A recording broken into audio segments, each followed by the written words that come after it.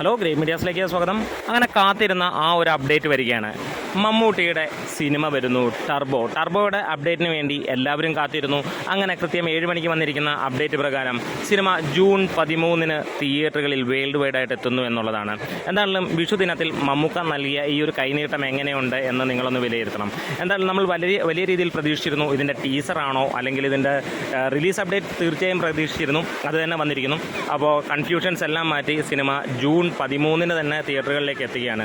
എന്താണേലും കൂടുതൽ അപ്ഡേറ്റും കാര്യങ്ങളുമൊക്കെ വരും.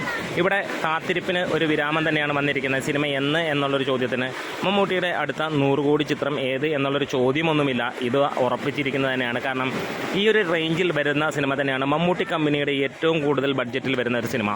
അതും മമ്മൂട്ടി കമ്പനി ആകുമ്പോൾ ക്വാളിറ്റിയിൽ നോ കോംപ്രമൈസ്. എന്തായാലും ഇവിടെ നമ്മൾ പ്രതീക്ഷിക്കുന്നത് ഇത് ഒരു അന്യായ സിനിമ തന്നെയായിരിക്കും. ഇനിയും നമുക്ക് വെച്ചടി നമുക്ക് കാണാൻ കഴിയുന്ന ഇതിൻ്റെ ട്രെയിലർ ടീസർ അപ്ഡേറ്റുകളൊക്കെ ആയിരിക്കും. എന്തായാലും ഞാൻ പ്രതീക്ഷിച്ചിരുന്നു ഒരു ടീസർ ഇതിൻ്റെ കൂടെ ഉണ്ടാകുമെന്ന്, പക്ഷേ അതുണ്ടായില്ല. മമ്മൂക്ക നൽകിയ ഒരു വിഷുക്കൈനീട്ടം എങ്ങനെയുണ്ട് എന്ന് വിലയിരുത്തേണ്ടത് നിങ്ങൾ ഓരോരുത്തരുമാണ്. ഇവിടെ വൈശാഖിൻ്റെ കൂട്ടുകെട്ടിൽ മമ്മൂട്ടി വരുമ്പോൾ നമുക്ക് പ്രതീക്ഷിക്കാം മലയാളത്തിലെ മറ്റൊരു വമ്പൻ മെഗാ ഹിറ്റ് ചിത്രം എന്നുള്ളത്. എന്തായാലും ഇവിടെ ഓരോ പ്രേക്ഷകൻ്റെയും കാത്തിരിപ്പിൻ്റെ അവസാനമായി മാറുകയാണ്.